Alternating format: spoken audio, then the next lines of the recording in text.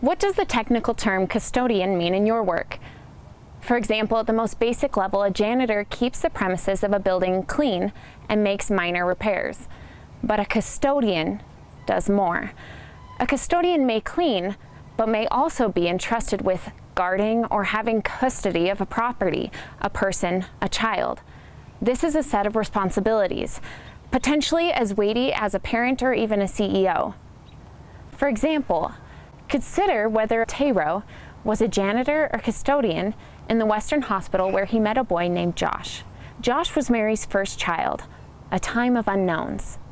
One day when Josh's lips turned blue, Mary rushed him to the ER and heard the words, congenital heart defect and surgery.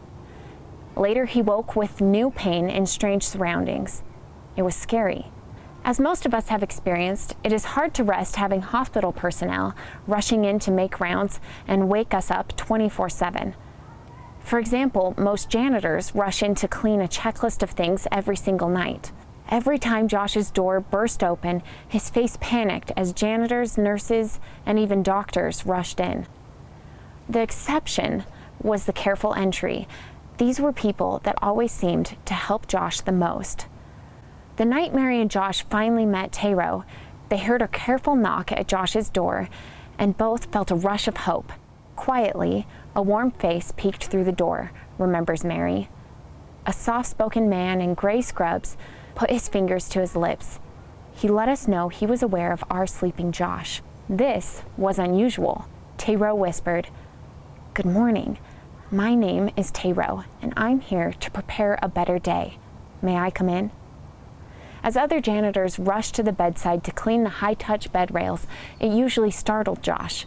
Tae Roe was the first person in 3 days to speak to her son like a child. Most everyone else saw Josh as a room, a line on a graph, a case number, or a project.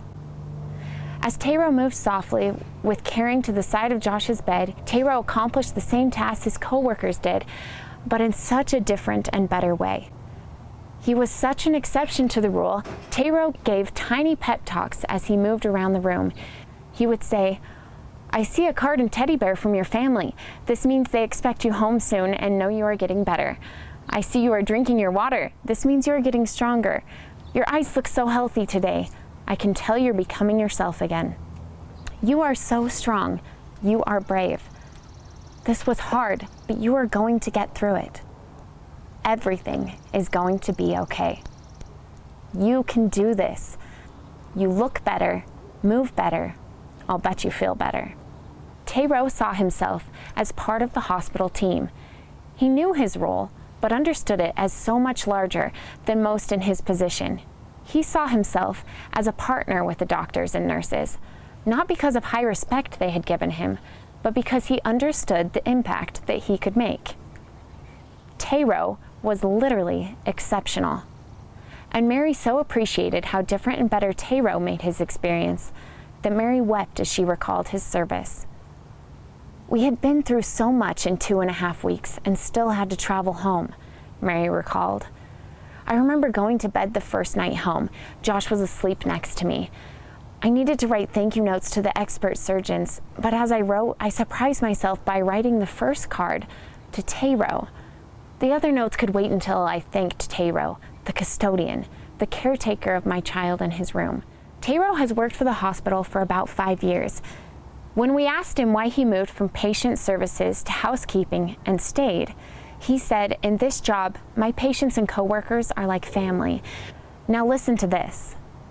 "You know," Tae Roe said, "it doesn't matter how good a child's surgeons and nurses are if he doesn't have the right equipment in the room. We have to be patient-focused.